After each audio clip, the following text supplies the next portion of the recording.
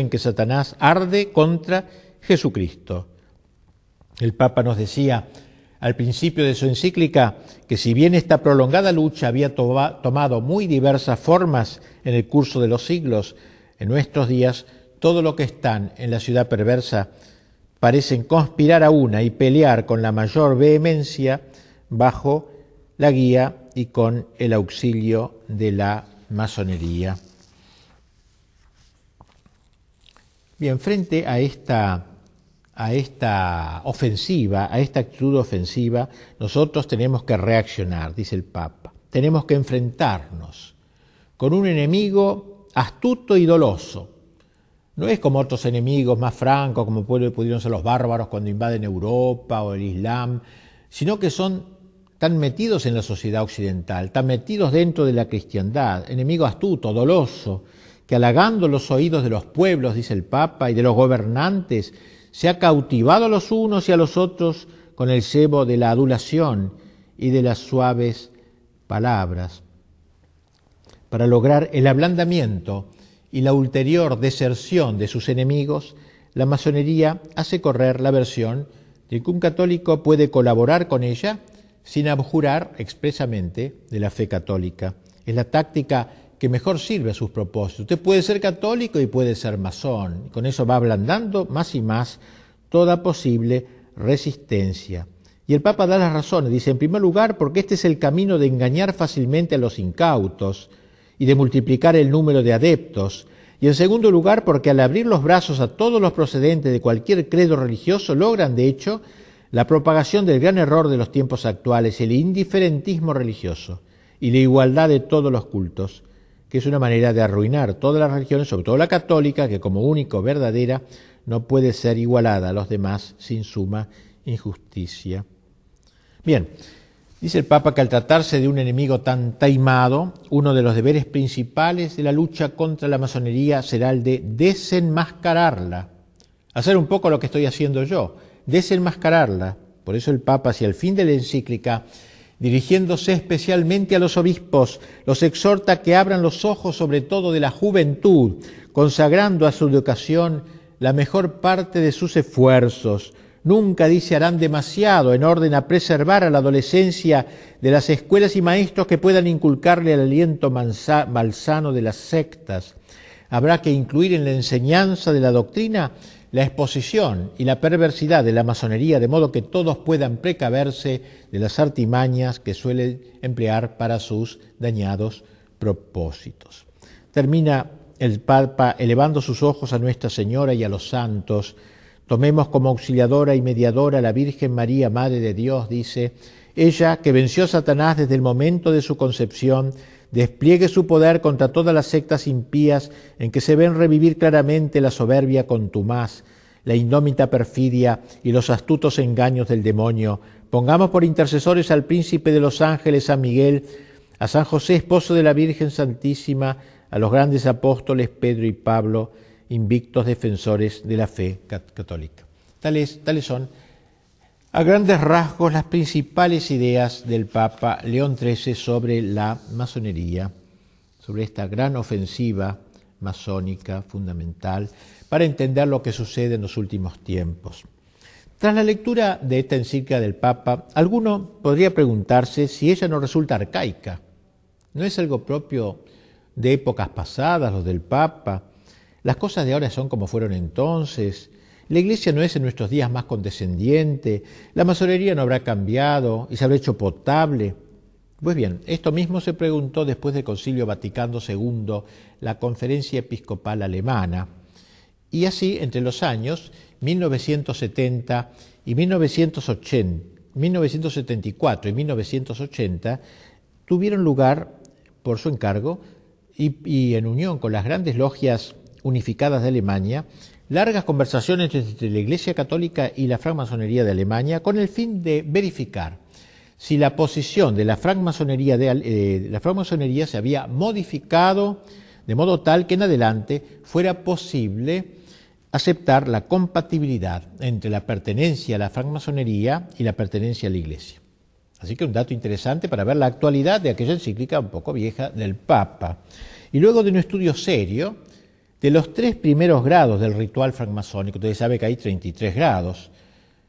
Los 3 primeros grados son los más inocuos, digamos, los más suaves, podríamos decir.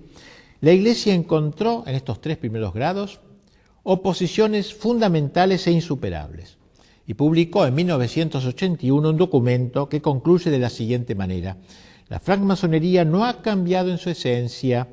La pertenencia a la francmasonería pone en cuestión las bases de la existencia cristiana. El examen profundizado de los rituales masónicos y de las reflexiones fundamentales de la francmasonería, así como la concepción incambiada que la francmasonería tiene de sí misma, dejan en claro lo siguiente: 2 puntos, claramente aquí: la pertenencia a la Iglesia Católica y la pertenencia simultánea a la francmasonería son incompatibles. El párrafo citado es el que concluye un largo análisis que lo fundamenta, dando las razones de dicha incompatibilidad. No tenemos tiempo de hacerlo, pero estas razones abarcan, ante todo, el concepto de verdad que tiene la francmasonería, en realidad, ¿no? Un concepto completamente diverso al católico, el concepto de verdad. En segundo lugar, el concepto de religión que hay en la francmasonería, donde todas las religiones para los masones no son sino tentativas concurrentes para expresar la verdad de Dios, pero en realidad no puede haber ninguna religión verdadera, única verdadera, y por eso la masonería impone a sus miembros, para evitar estos problemas, discutir sobre el tema religioso. Dicen los obispos alemanes, el concepto de religión, donde todos los hombres están de acuerdo, implica una concepción relativista de la religión que no es compatible con la convicción fundamental del cristianismo. O sea, para la masonería todas las religiones están de acuerdo, hagamos un conjunto, un cóctel de religiones o una cosa por el estilo. También el concepto de Dios diverge en la francmasonería con la Iglesia. En los rituales masónicos, el concepto del gran arquitecto del universo, como lo llaman a Dios, ocupa un lugar central y no es una cuestión solamente de nombre.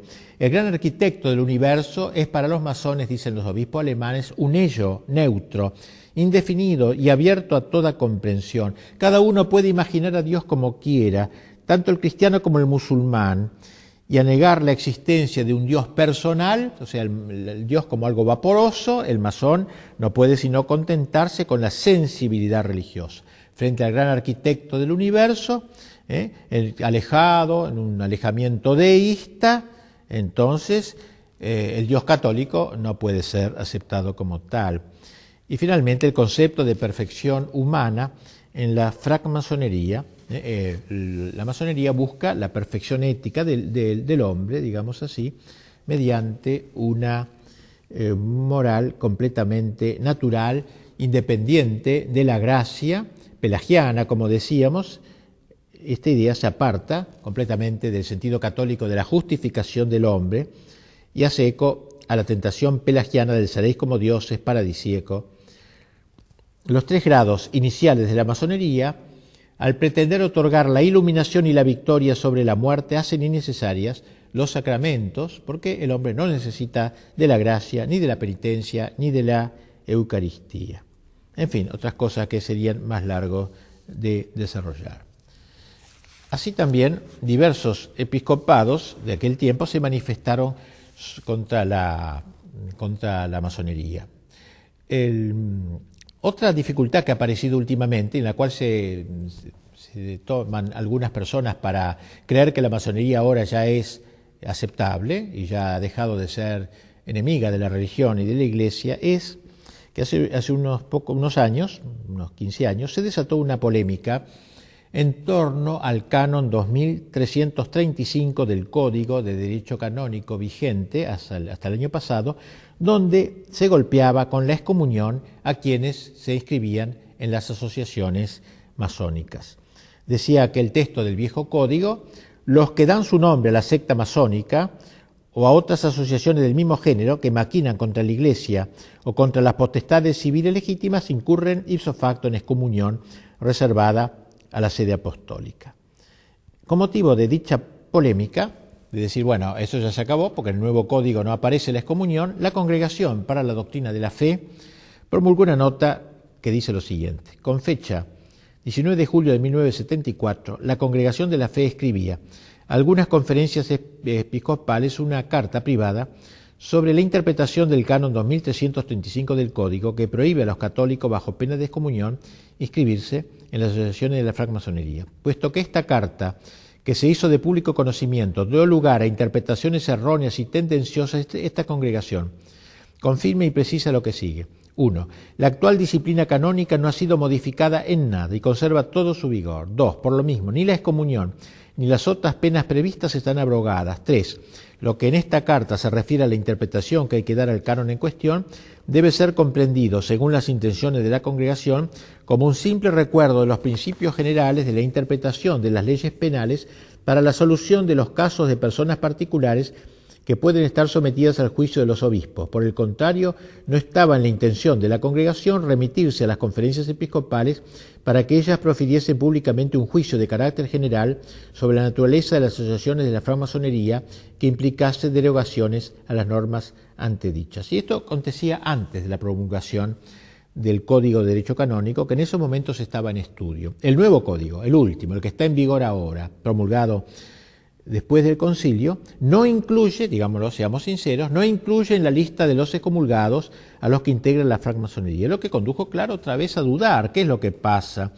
Bueno, la misma congregación sale al paso de esta objeción con un nuevo documento donde dice: se ha presentado la pregunta de si ha cambiado el juicio de la Iglesia respecto de la masonería, ya que el nuevo Código de Derecho no está mencionada expresamente como lo estaba en el Código anterior.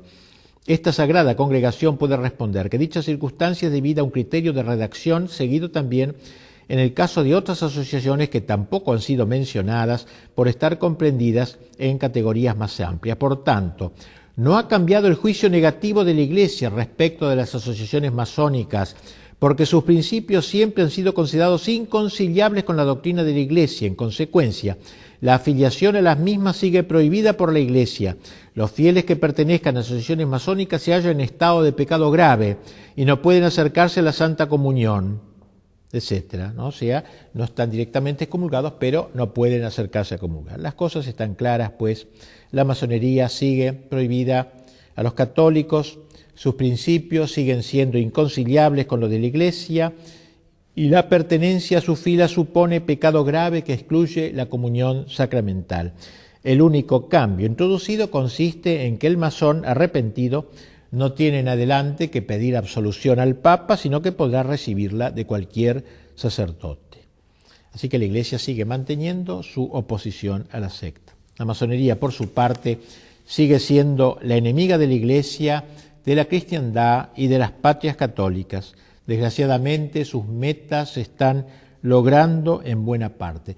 Ya no es necesario estar afiliado a la masonería para profesar los ideales masónicos, naturalistas y laicistas. Baste pensar, por desgracia, que el común de la gente, según acepta estas ideas, es como la mentalidad general. Ahora todo el mundo vive estas ideas del naturalismo, ¿no? Aunque no esté afiliado a la masonería, y en ese sentido ha habido un gran triunfo social de ellos, pero esta victoriosa infiltración de la masonería en la sociedad de nuestros tiempos e incluso en el interior de la Iglesia solo debe servirnos para oponernos a ella con más intrépida decisión. Enfrentarla con todos los medios lícitos que están a nuestro alcance es un deber de todos los católicos que quieran de veras llamarse militantes.